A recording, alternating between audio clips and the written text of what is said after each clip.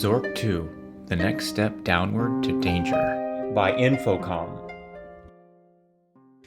Inside the Barrow. You are inside an ancient barrow hidden deep within a dark forest. The barrow opens into a narrow tunnel at its southern end. You can see a faint glow at the far end. A sword of elvish workmanship is on the ground. A strangely familiar brass lantern is lying on the ground.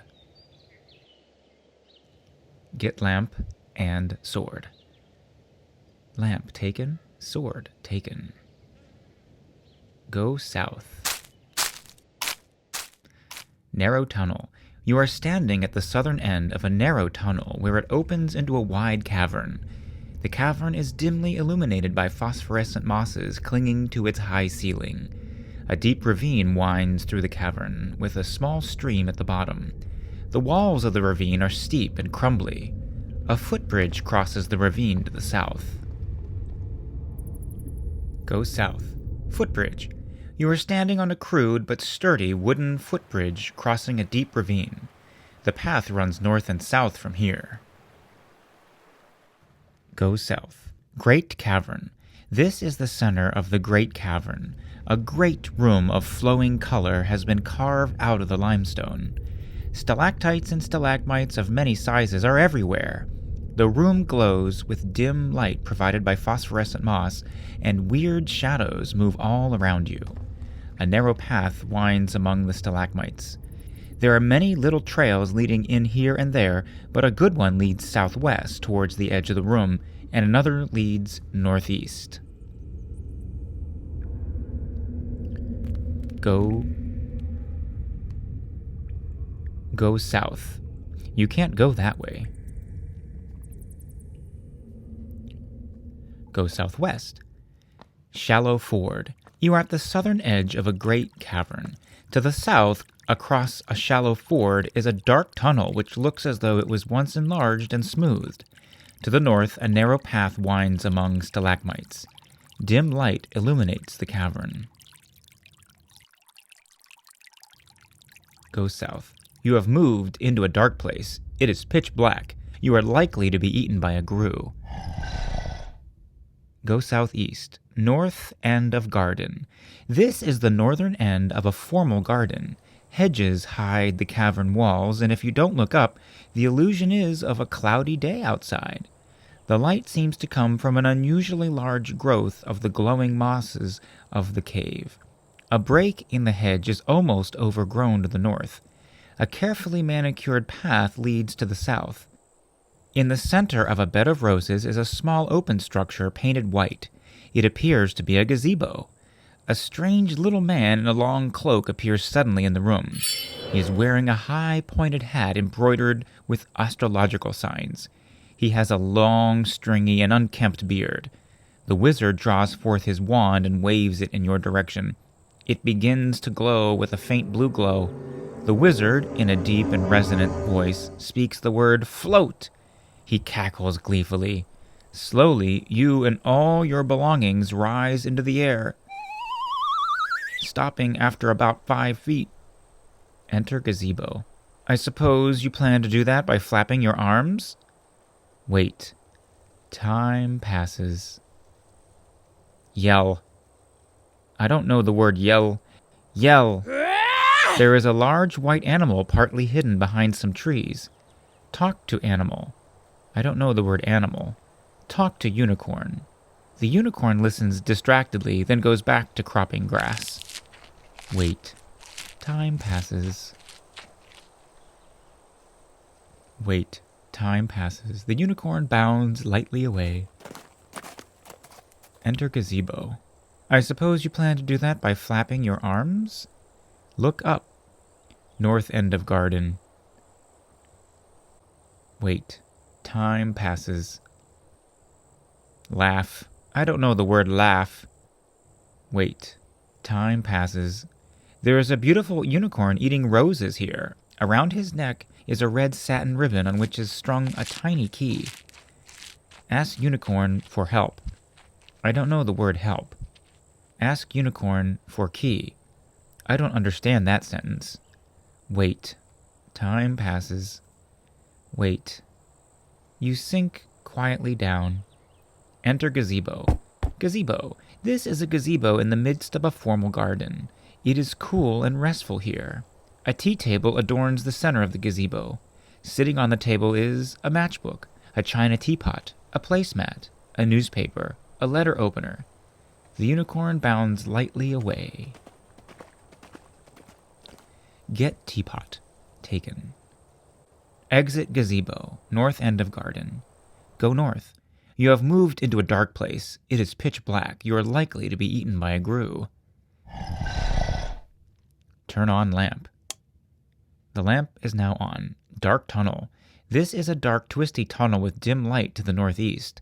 The tunnel is smooth but dusty and filled with debris, twigs and leaves which become deeper as the tunnel branches.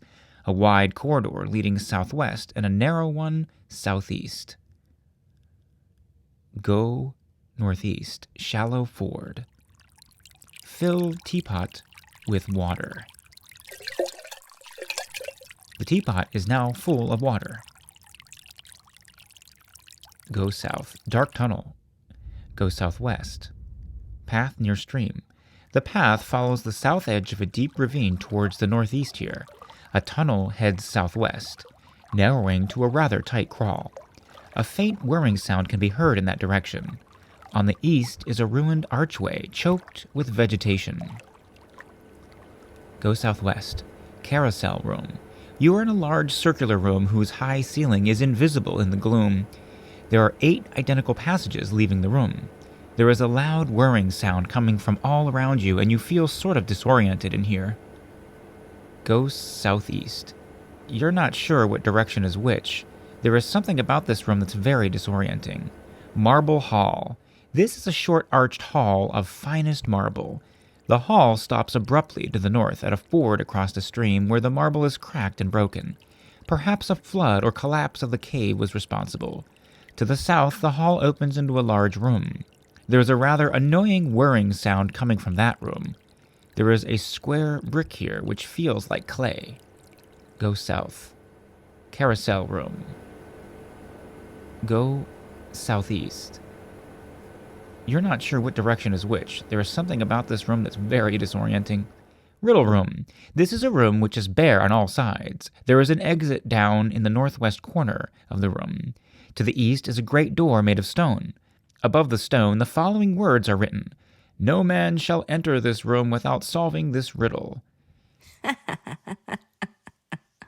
What is tall as a house, round as a cup, and all the king's horses can't draw it up?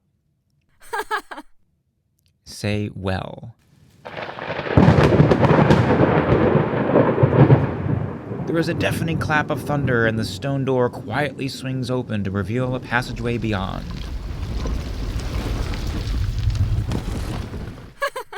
Go east. Pearl Room. This is a former broom closet. The exits are to the east and west. There is a pearl necklace here with hundreds of large pearls. Get necklace. Taken. Go east. Circular room. This is a damp, circular room whose walls are made of brick and mortar. The roof of this room is not visible, but there appear to be some etchings on the walls. There is a passageway to the west. There is a wooden bucket here 3 feet in diameter and 3 feet high. Get in bucket. You are now in the wooden bucket. Pour water from teapot. There is now a puddle in the bottom of the wooden bucket. The bucket rises and comes to a stop. Top of well. You are in the wooden bucket. You are at the top of the well. Well done. There are etchings on the side of the well. There is a small crack across the floor at the entrance to a room on the east, but it can be crossed easily. The wooden bucket contains a quantity of water. Stand. You must supply a verb. Stand up. You must supply a verb. Get out of the wooden bucket. You are on your own feet again. Go east. Tea room. This is a small square room, in the center of which is a large oblong table, no doubt set for afternoon tea. It is clear from the objects on the table that the users were indeed mad. In the eastern corner of the room is a small hole, no more than 4 inches high. There are passageways leading away to the west and the northwest. There is a large oblong table here. Sitting on the large oblong table is a cake with lettering and green icing, a cake with red icing letters, a cake with orange icing letters, a cake with blue icing letters. Read green cake. Taken. The icing spells out eat me. Take all cakes. Cake with red icing letters taken. Blue and orange as well. Eat green cake. Suddenly, the room appears to have become very large, although everything you are carrying seems to be its normal size. Posts room. This is an enormous room, in the center of which are 4 wooden posts, delineating a rectangular area above which is what appears to be a wooden roof. In fact, all objects in this room appear to be abnormally large. To the east is a passageway. There is a large chasm on the west and the northwest. There is a group of wooden posts here. Go east. Pool room. This is a large room, one half of which is depressed. There is a large leak in the ceiling through which salty water is flowing. The only exit to this room is to the west. A stoppered glass flask with a skull and crossbones marking is here. The flask is filled with some clear liquid. The leak has submerged the depressed area in a pool of tears. There is a hazy something at the deepest part of the pool. Read red cake through flask. The flask distorts and magnifies the cake with red icing letters showing details not noticed earlier. The letters, now visible, say evaporate. Read blue cake through flask. The flask distorts and magnifies the cake with blue icing letters. The letters now visible say enlarge. Read orange cake through flask. The letters, now visible, say explode. Ooh! Drop orange cake. Dropped. Throw red cake in pool. Most of the pool of tears evaporates, revealing a slightly damp but still valuable package of rare candies. Take candies. Taken. West. Post room. There is a group of wooden posts here. Eat blue cake. The room around you seems to be getting smaller. Tea room. There is a large oblong table here. Go northwest. Low room. You are in a room with a low ceiling, which is circular in shape. There are exits to the east and the southeast. There is a green piece of paper here. There is a robot here. Read paper. Taken. Frobah's Magic Robot Company. Hello, Master. I am a late model robot trained at GUE Tech to perform various simple household functions. To activate me, say the following. Tell robot something to do. Carriage return. The pair of double quotes are required. At your service. Tell robot east. A strange little man in a long cloak appears suddenly in the room. He is wearing a high pointed hat embroidered with astrological signs. The wizard, in a deep and resonant voice, speaks the word fumble. He cackles gleefully. Oops, you dropped the green piece of paper. Whir, buzz, click. The robot leaves the room. Go east. Machine room. This is a large room full of assorted heavy machinery. The room smells of burned resistors. The room is noisy from the whirring sounds of the machines. Along one wall of the room are 3 buttons which are, respectively, round, triangular, and square. Actually, above these buttons are instructions written in Ebstick. A large sign in English above all the buttons says, Danger, high voltage. There are exits to the west and the south. There is a robot here. Tell robot south. Whir, buzz, click. The robot leaves the room. Go south. Dingy Closet. This is a dingy closet adjacent to a larger room to the north. Chiseled into the wall are these words, protected by Frobah's Magic Alarm Company. Hello, footpad. There doesn't seem to be any footpad here, however. There is a robot here. There is a beautiful red crystal sphere here. Get sphere. As you reach for the sphere, a steel cage falls from the ceiling to entrap you. To make matters worse, poisonous gas starts coming into the room. Cage. You are trapped inside a steel cage. Tell robot, lift cage. The cage shakes and is hurled across the room. It's hard to say, but the robot appears to be smiling. Dingy Closet. There is a beautiful red crystal sphere here. Get sphere and look at it. Taken. There is something misty in the sphere. Perhaps if you were to look into it. Look into sphere. As you peer into the sphere, a strange vision takes shape of a distant room which can be described clearly. Dreary Room. This is a small and rather dreary room which is eerily illuminated by a red glow emanating from a crack in one of the walls. The light appears to focus on a dusty wooden table in the center of the room. On the south side of the room is a massive wooden door, near the top of which, in the center, is a window barred with iron. A formidable bolt lock is set within the door frame. A keyhole lies within the lock. A rusty iron key is in place within the keyhole.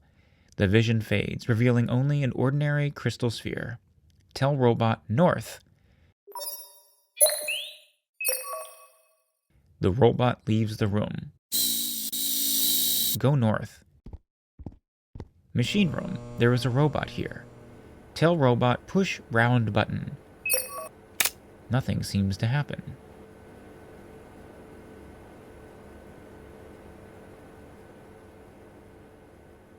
Tell robot push triangular button.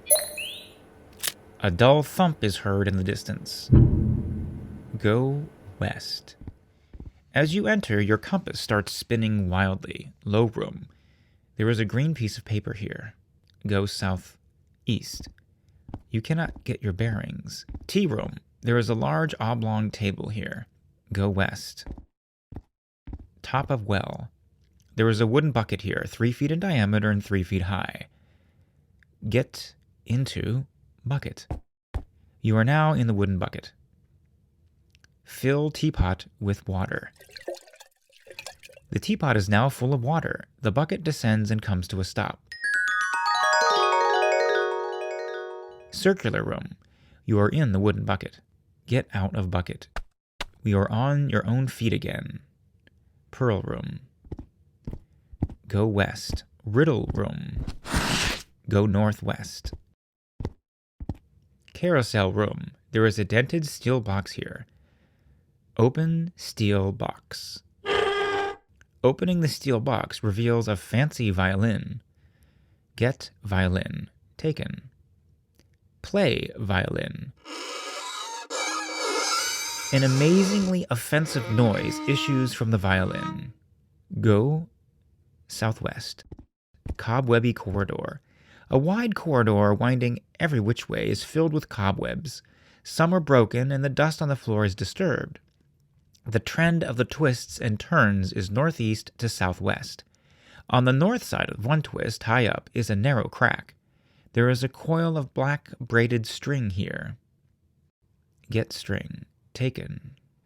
Go southwest. Guarded room.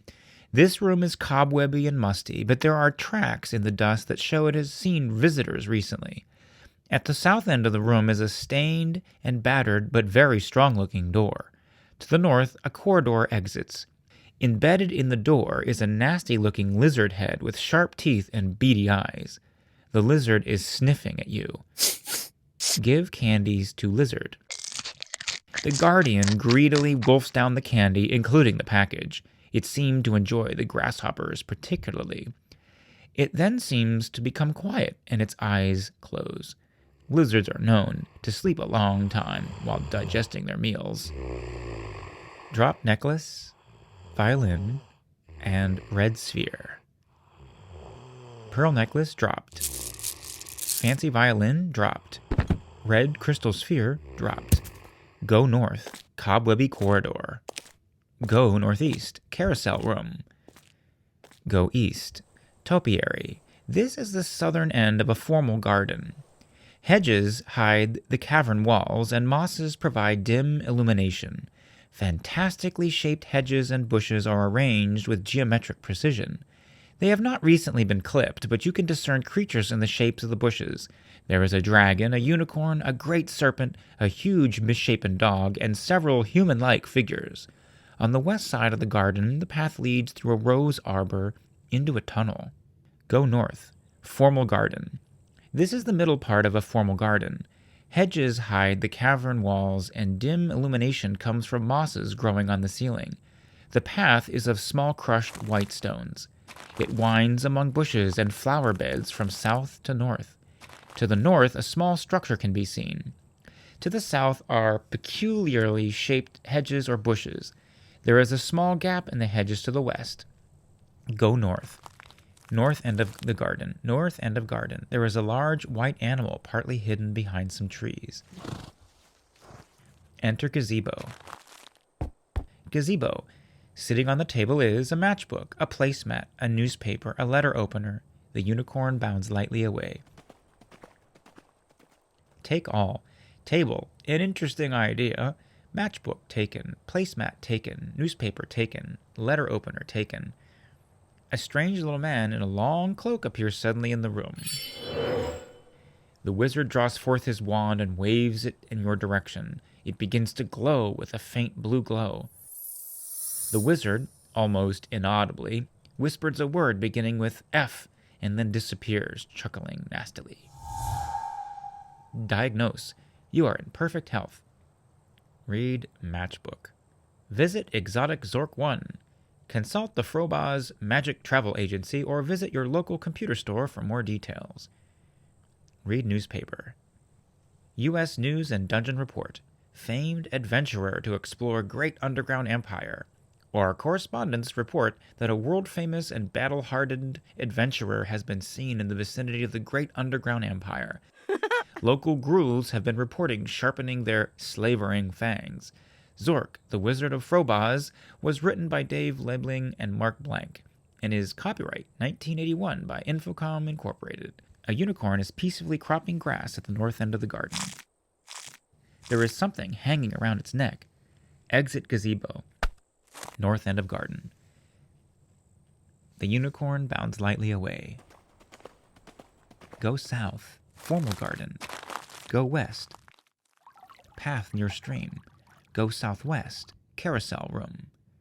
Go north. Marble Hall. There is a square brick here which feels like clay. Get brick. Taken. Go north. Deep ford.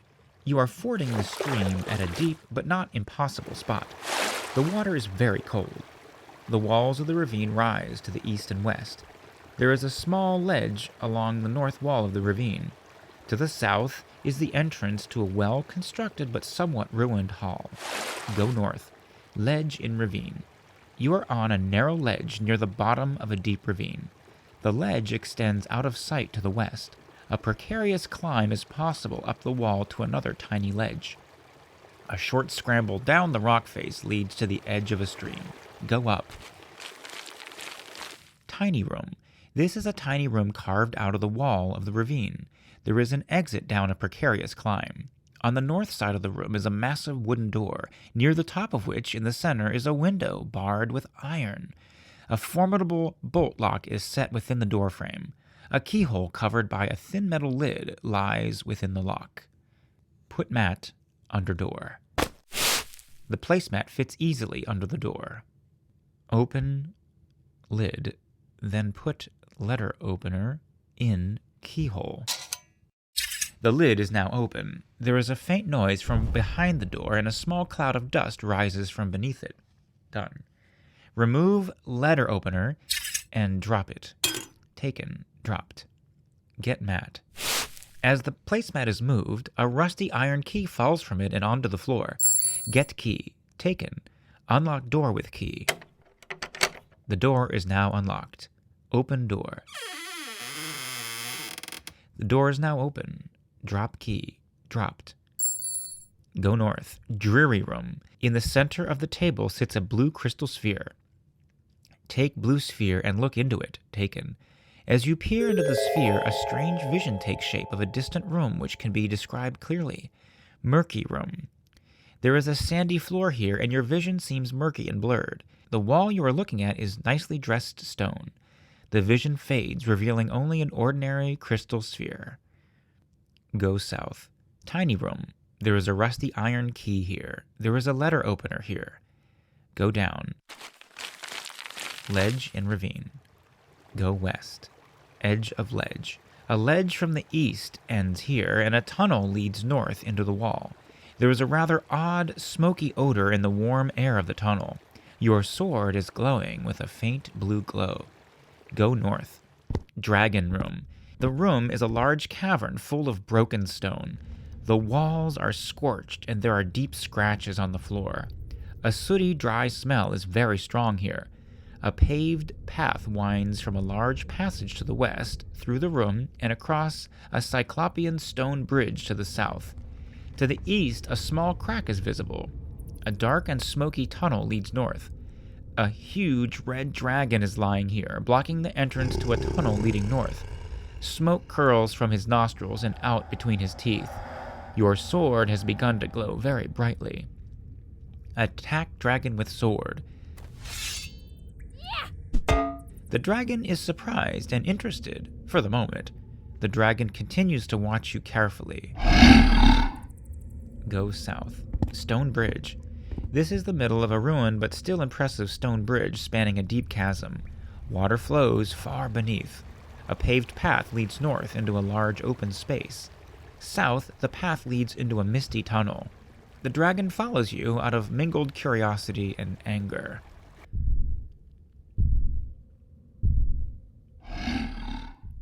Attack dragon with sword. Ha! You've made him rather angry. You had better be careful now. The dragon continues to watch you carefully. Go south. Cool room. The room is cool and damp. The air is misty. A twisty path from the southeast splits here into a wide northerly passage which leads up to a huge stone bridge and a narrow westerly path. It is from the latter that the mist and chill seem to originate. The dragon follows you out of mingled curiosity and anger. Attack dragon with sword. The dragon is surprised and interested, for the moment. The dragon continues to watch you carefully. Go west. Ice room. This is a large hall of ancient lava, since worn smooth by the movement of a glacier. A large passage exits to the east, and an upward lava tube is at the top of a jumble of fallen rocks. A mass of ice fills the western half of the room. As the dragon enters the room, he sees the glacier at its western end and his reflection on the icy surface. He seems to become enraged. There is another dragon in the room, behind that glass, he thinks. Dragons are smart, but sometimes naive, and this one has never seen ice before. He rears up to his full height to challenge this intruder into his territory. He roars a challenge. The intruder responds. The dragon takes a deep breath, and out of his mouth pours a massive gout of flame. It washes over the ice, which melts rapidly, sending out a torrent of water and a huge cloud of steam. Everything is being washed away. You are barely able to clamber up a small shelf, but the dragon is terrified. A huge splash goes down its throat. There is a muffled explosion, and the dragon, a puzzled expression on his face, dies. He is carried away by the water. When the flood recedes, you climb gingerly down. While no trace of the dragon can be found, the melting of the ice has revealed a passage leading west. Your sword is no longer glowing. Go east. Cool room.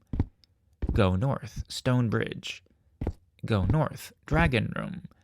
A strange little man appears suddenly in the room. He is wearing a high-pointed hat embroidered with astrological signs. He mutters something, muffled by his beard, and disappears as suddenly as he came. Diagnose. You are in perfect health. Go north. Dragon's Lair. This is the Dragon's Lair. A rotten, old wooden chest is in one of the corners among the debris. A beautiful young woman, wearing a dirty and bedraggled gown, sits on a rock in the corner. Her hair is unkempt, and she is obviously in your presence, almost in a trance. Kiss young woman.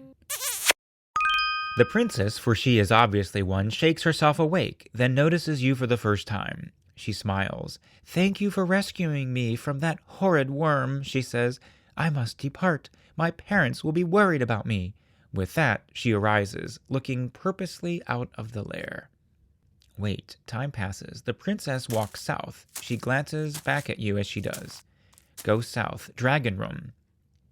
The princess walks east. She glances back at you as she goes. Go east. Edge of ledge. The princess walks east. She glances back at you as she goes. Go east. Ledge in ravine. There is a disheveled and slightly unkempt princess here. The princess climbs daintily down the rock face. Go down. Deep ford. A huge dead dragon is lying half blocking the stream. Talk to princess. The princess ignores you. She looks about the room, but her eyes fix on the south. The princess walks south. She glances back at you as she goes. Go south. Marble hall. The princess presses a loose piece of marble in the wall, and a large section of the wall slides away, revealing a passage to the east. She enters it. Go east. Path near stream. The princess walks east. She glances back at you as she goes. Go east. Formal garden. There is a disheveled and slightly unkempt princess here. The princess walks north. She glances back at you as she goes. Go north. North end of garden. The princess enters the gazebo. Enter gazebo. Gazebo. There is a disheveled and slightly unkempt princess here. Wait. Time passes. Talk to princess. The princess ignores you. She looks about the room, but her eyes fix on the garden outside. Wait. Time passes. Shyly, a unicorn peeks out from the hedges. It notices the princess and seems captivated. It approaches her, and when it comes near, bows its head as though curtsying to her.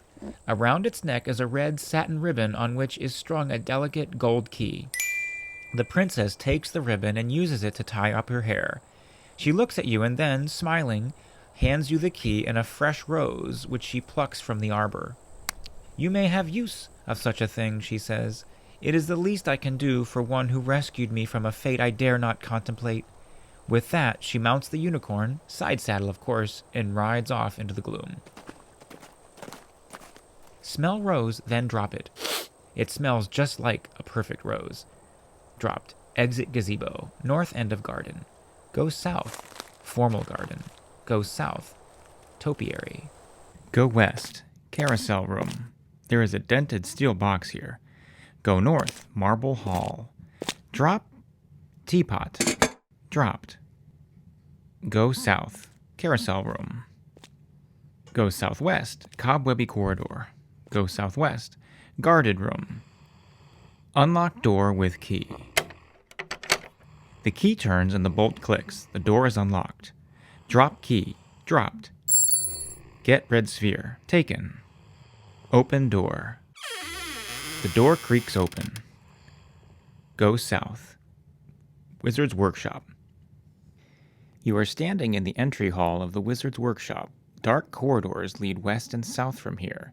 The corridor to the west smells slightly of incense or candle smoke. The workshop door is open. Go west. Wizard's Workroom. This room is the Wizard's Laboratory. A hall continues east and west, and a larger room seems to open on the south. There are many shelves and racks around the walls, but the Wizard's workbench dominates the room. It is made of some dark, heavy wood bound with iron.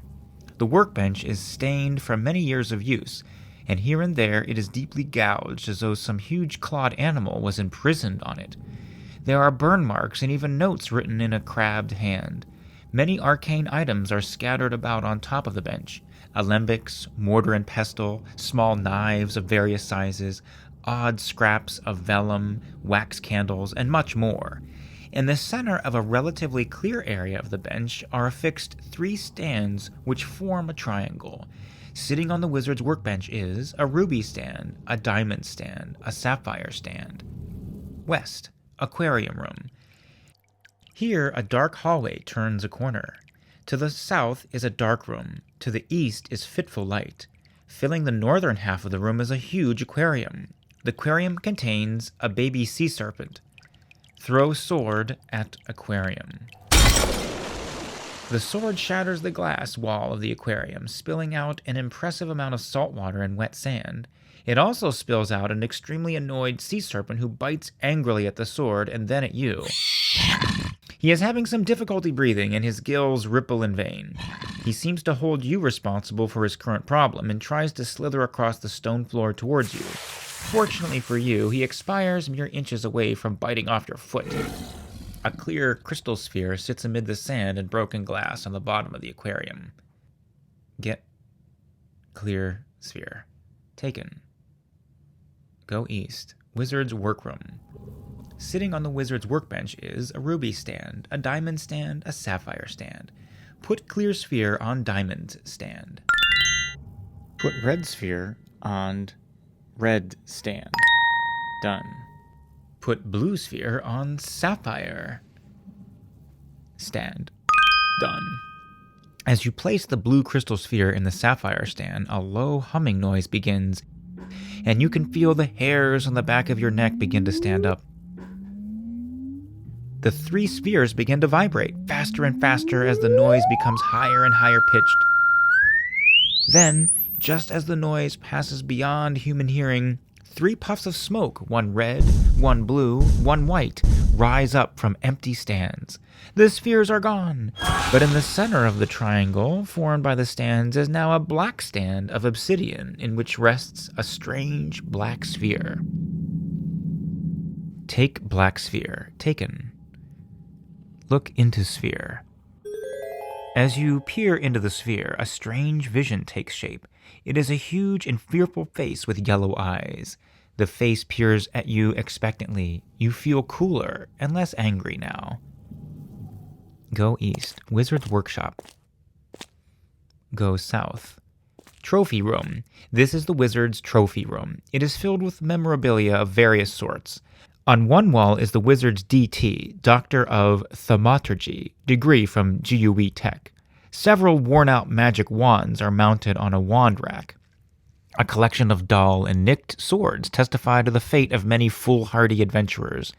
Small bottles containing discarded homunculi, a few preserved in alcohol. There is a stuffed owl on a perch. Embedded in the wall is an ornate trophy cabinet. A hand-lettered label is affixed to the wall. Read label. Warning! The exhibits in this room are the property of the mighty Wizard of Frobaz, me, and are the fruits of diligent labor and study over many years. He who touches anything will regret it. Signed, Frobaz. Read degree.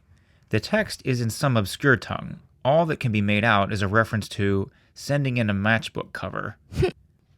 Go north. Wizard's workshop. Go north. Guarded room.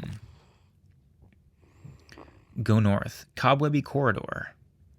Go north. Lava tube. You're in a tight chimney formed of solidified lava. It extends up at least another 100 feet and down to a large room far below. A large crack opens to the south at this level, probably the result of a shift in the rock strata. Go down. Ice room. Go west. Lava room. This is a small room whose walls are formed by an old lava flow. There are exits to the east and the south. On the floor lies a Moby Ruby. Take Moby Ruby. Taken. Go south. Volcano bottom. You are at the bottom of a large dormant volcano. High above you, light may be seen entering from the cone of the volcano. The only exit here is to the north. There is a very large and extremely heavy wicker basket here. An enormous cloth bag is draped over the side and is firmly attached to the basket. A metal receptacle of some kind is fastened to the center of the basket. Dangling from the basket is a piece of braided wire. Enter basket. You are now in the basket. Open receptacle.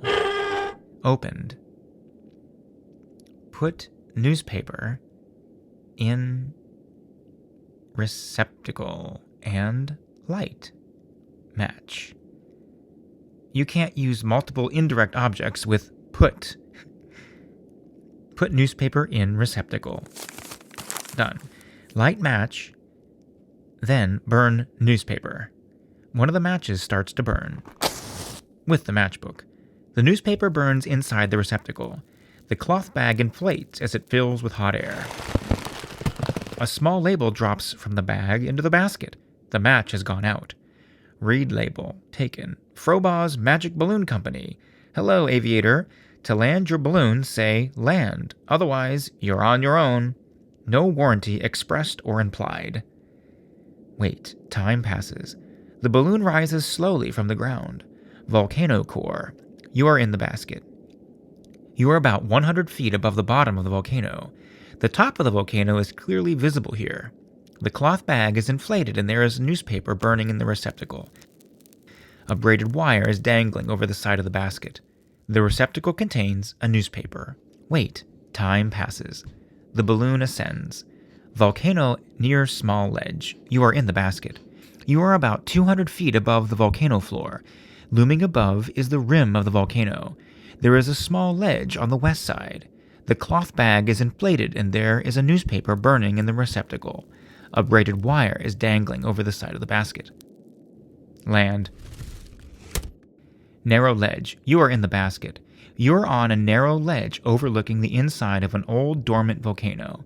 The ledge appears to be about in the middle between the floor below and the rim above. There is an exit here to the south. The cloth bag is inflated, and there is a newspaper burning in the receptacle. A braided wire is dangling over the side of the basket.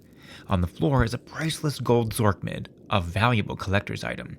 There is a small hook attached to the rock here, outside the basket. The receptacle contains a newspaper. Tie wire to hook.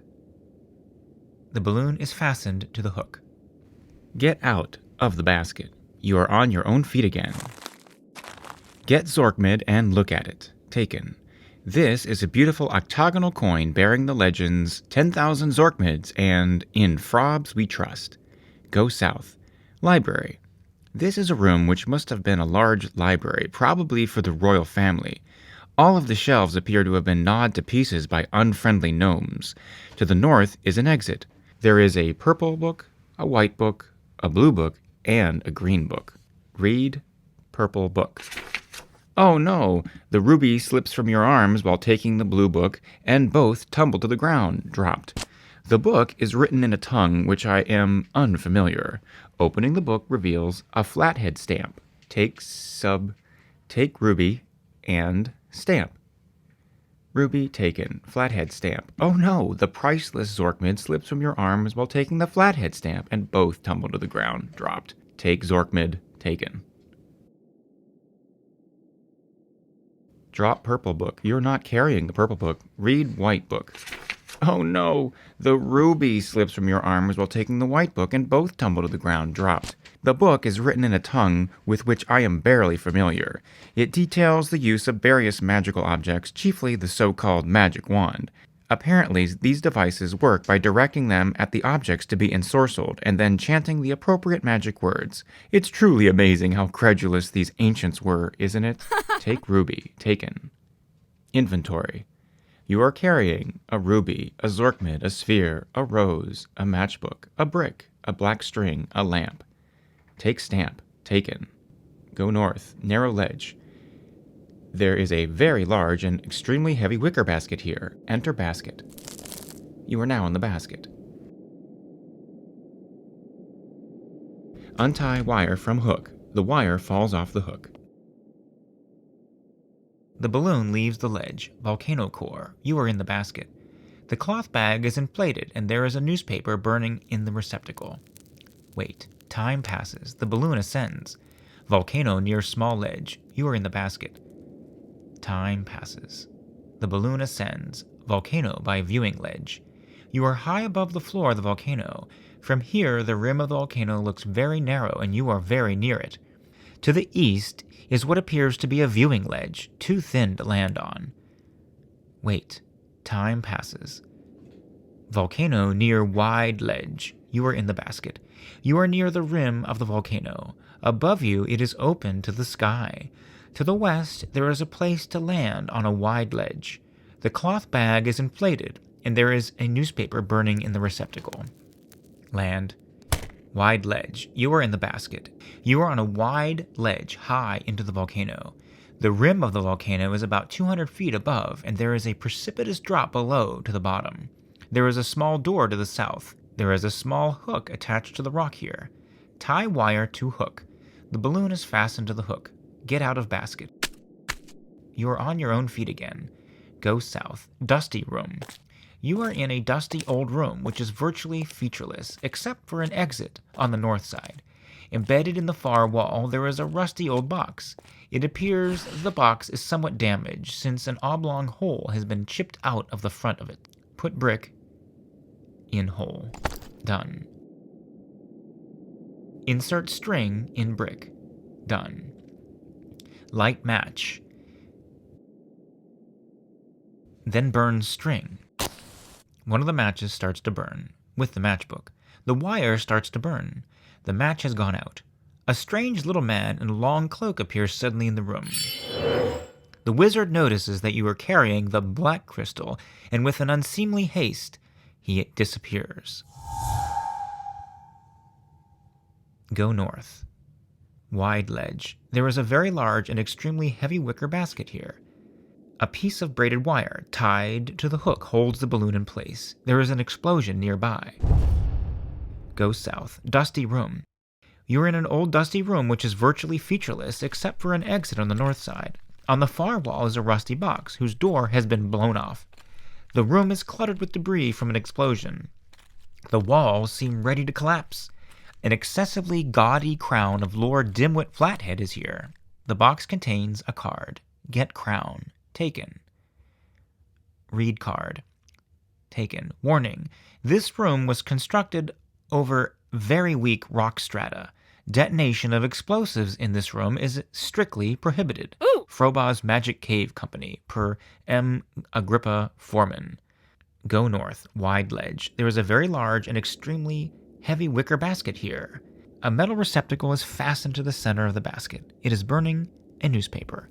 A piece of braided wire tied to the hook holds the balloon in place. Inventory. You may recall that recent explosion. Well, probably as a result of that, you hear an ominous rumbling as if one of the rooms in the dungeon had collapsed. Enter basket. You are now in the basket. Untie wire. The wire falls off of the hook. Close receptacle. Closed. Wait.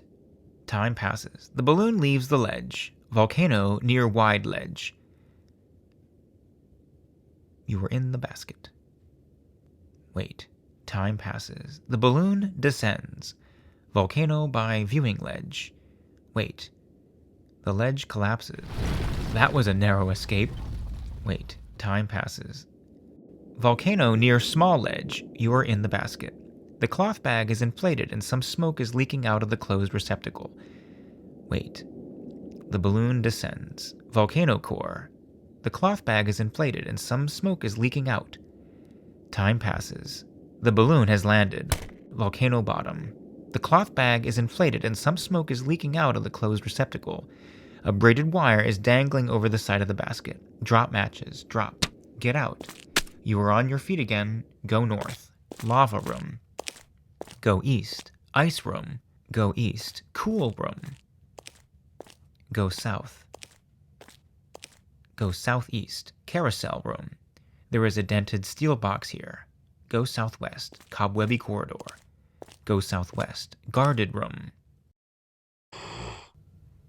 Drop crown. Stamp. Zork mid. And ruby. Gaudy crown dropped. Flathead stamp dropped. Priceless Zork mid dropped. Ruby dropped. Go north. Cobwebby corridor. Go northeast. Carousel room. Go north. Marble hall. There is a china teapot here. The china teapot contains a quantity of water. Go north. Deep void. A huge dead dragon is lying, half blocking the stream. Go north.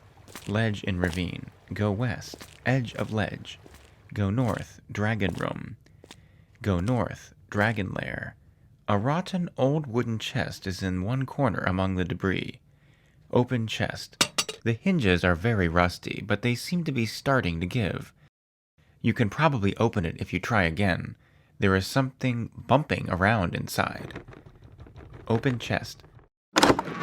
The rotten wooden chest opens. Nestled in the chest is a wrought gold statuette of a dragon.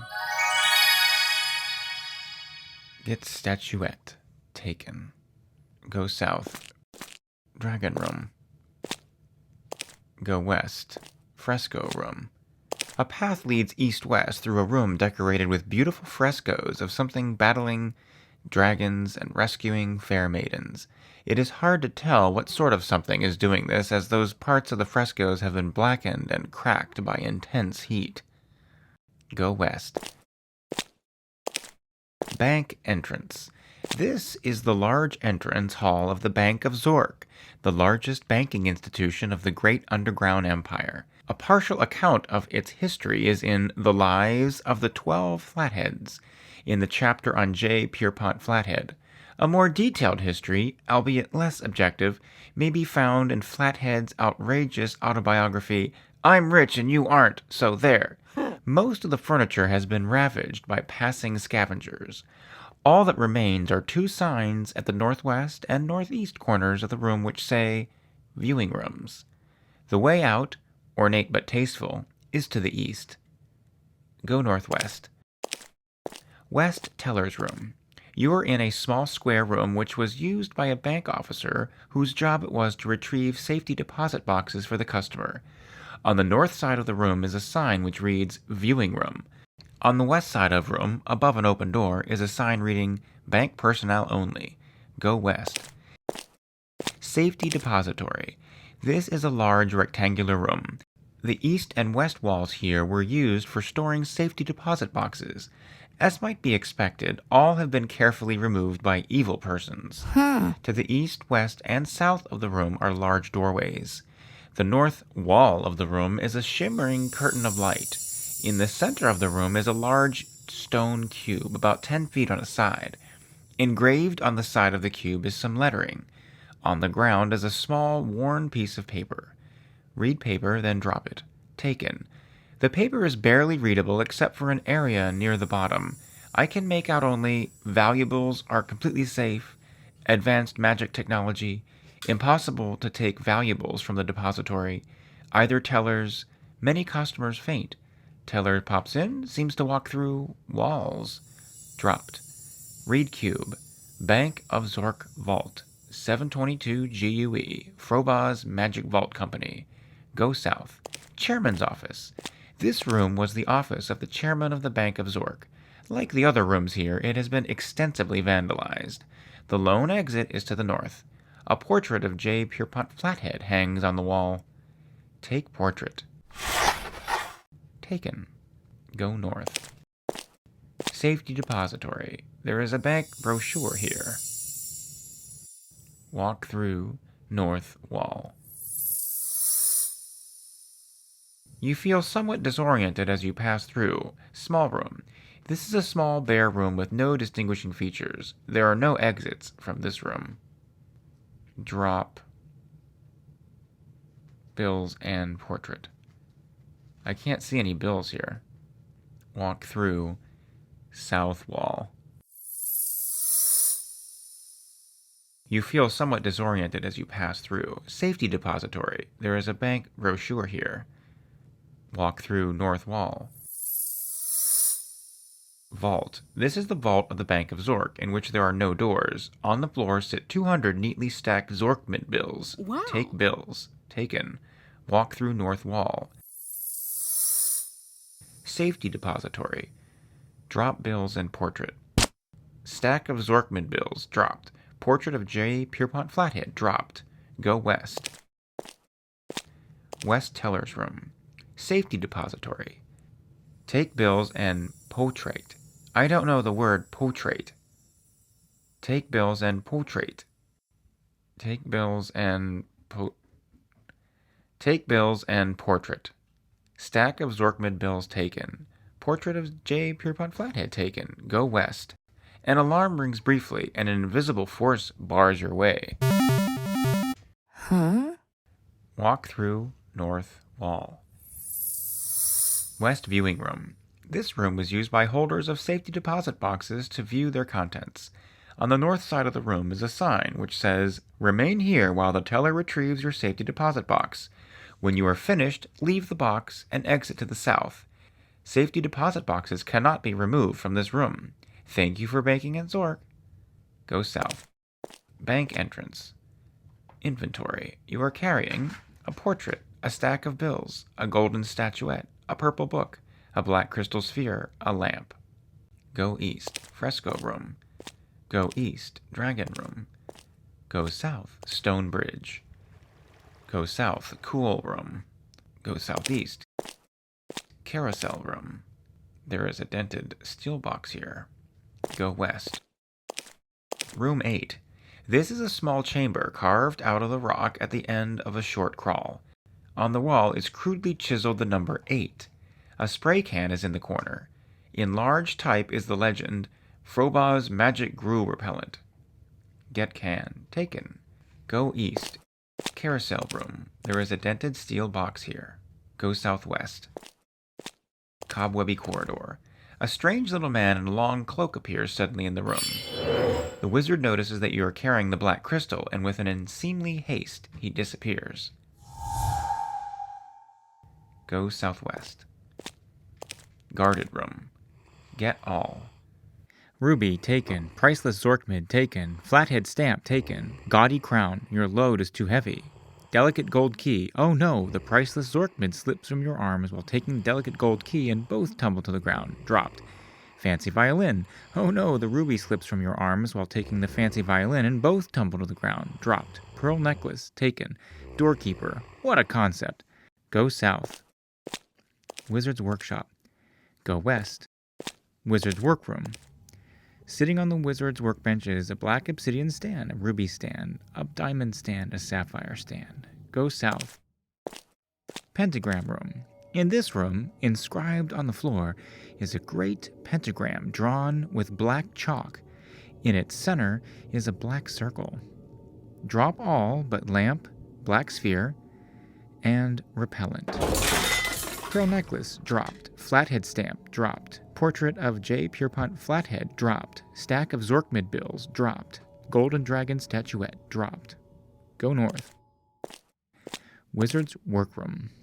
Go east. Wizard's workshop. Go north. Guarded room. There is a Moby Ruby here.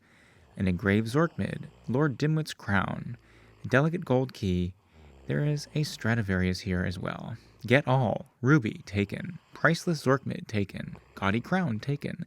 Delicate gold key taken. Fancy violin taken. Doorkeeper. An interesting idea. Go south. Wizard's workshop.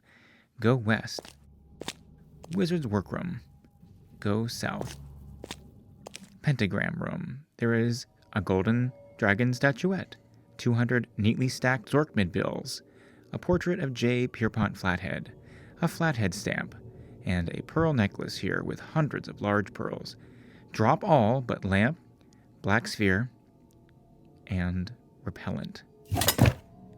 Fancy violin, delicate gold key, gaudy crown, priceless Zorkmid, ruby, dropped.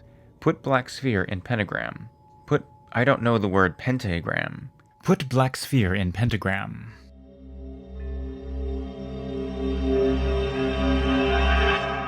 A cold wind blows outward from the sphere.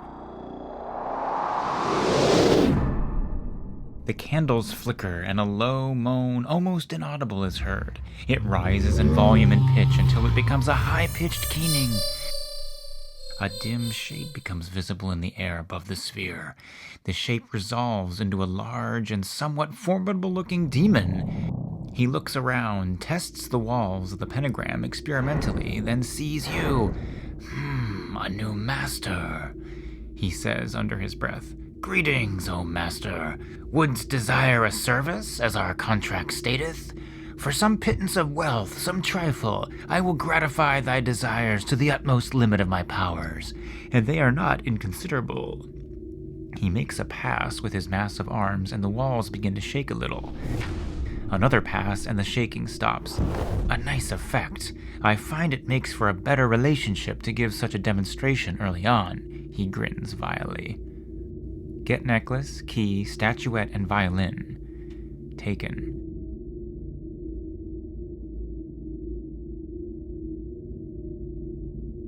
Give necklace to demon.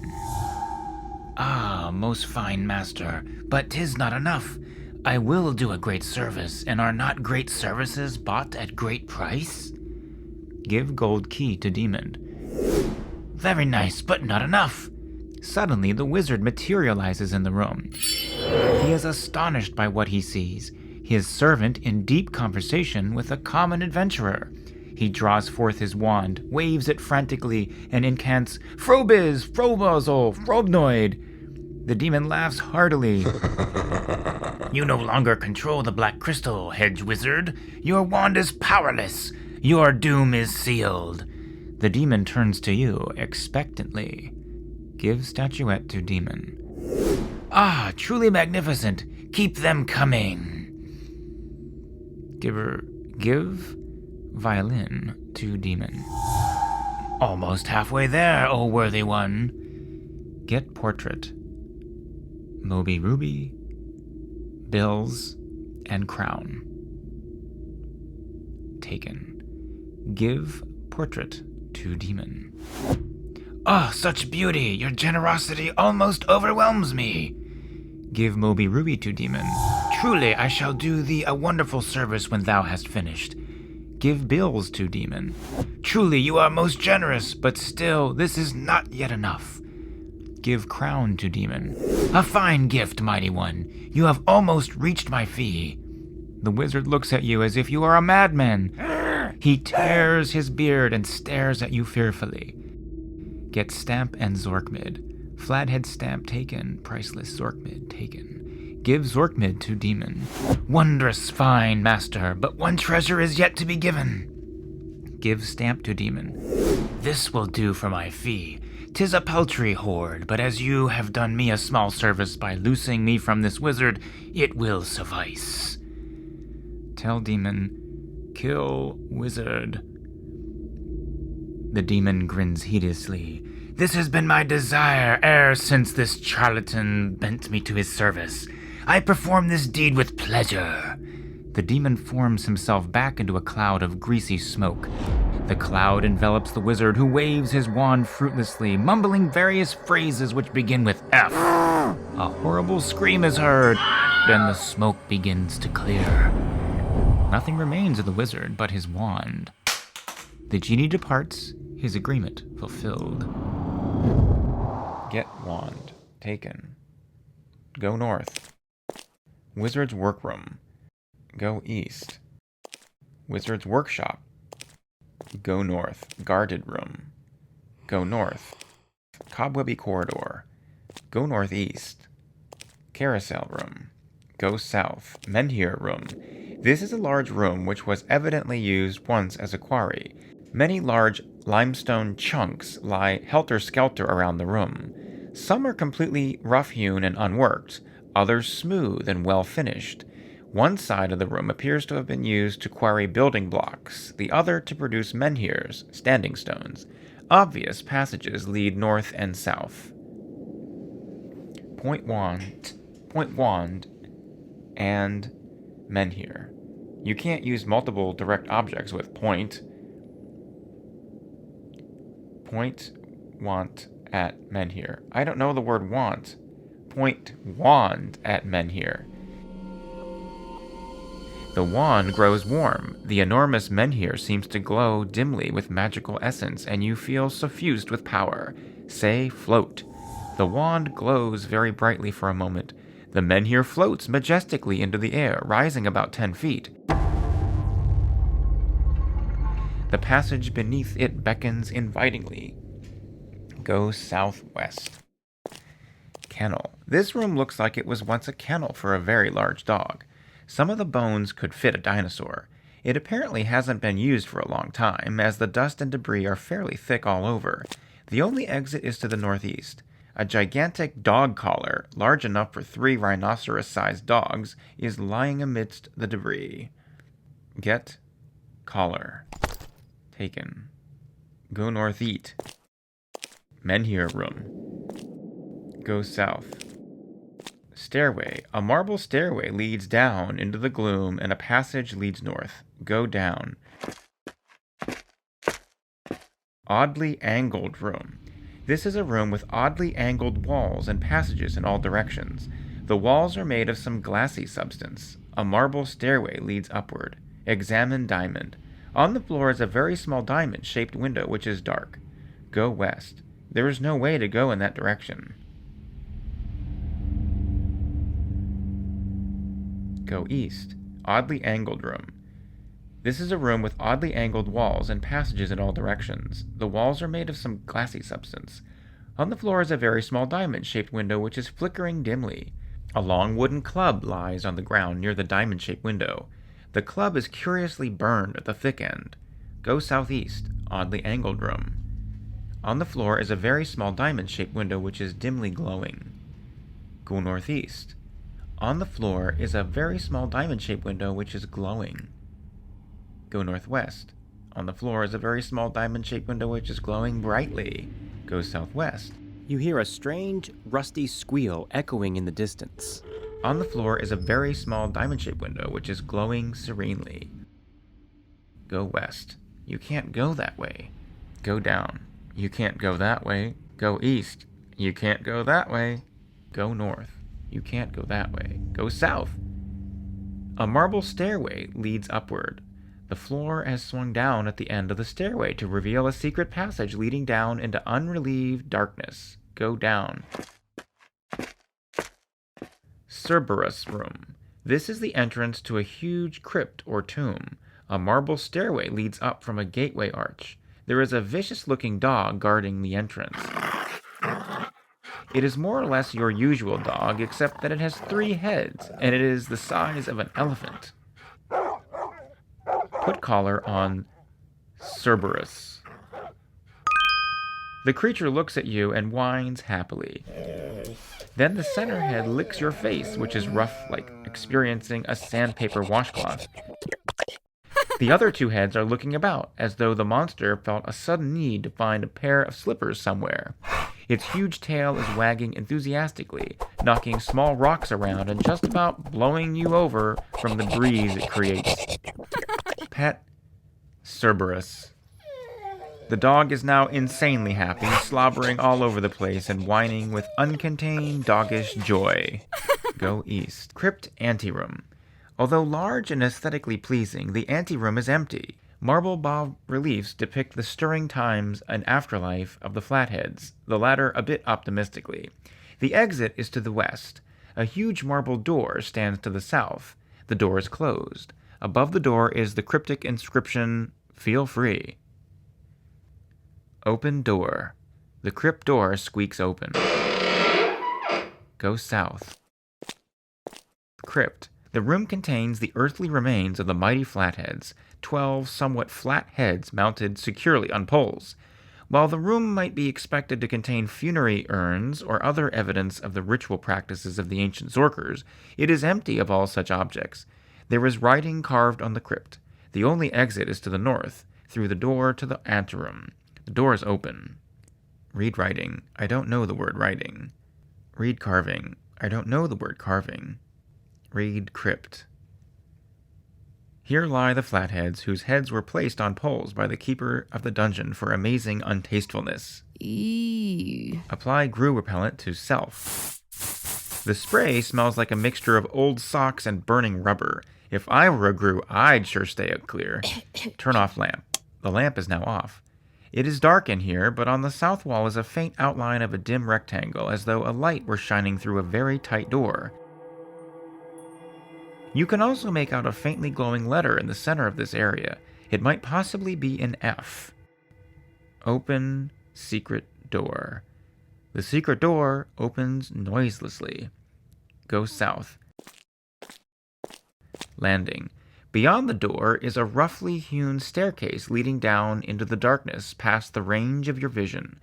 The landing on which you stand is covered with carefully drawn magical runes, much like those you saw etched upon the workbench of the Wizard of Frobaz. These have been overlaid with sweepingly drawn green lines of enormous power, which undulate back and forth across the landing. The wand begins to vibrate in harmony with the motion of the lines. You feel a small but insistent voice compelling you down, and you yield, stepping onto the staircase. As you pass the green lines, they flare and disappear with a burst of light, and you tumble down the staircase. At the bottom, a vast red-lit hall stretches off into the darkness. Sinister statues guard the entrance to a dimly visible room far ahead. With courage and cunning, you have conquered the Wizard of Frobaz and become the master of his domain. But the final challenge awaits. The ultimate adventure concludes in Zork, the Underground Empire, Part 3. Your score would be 400, total of 400 points, in 369 moves. This score gives you the rank of Superior Adventurer.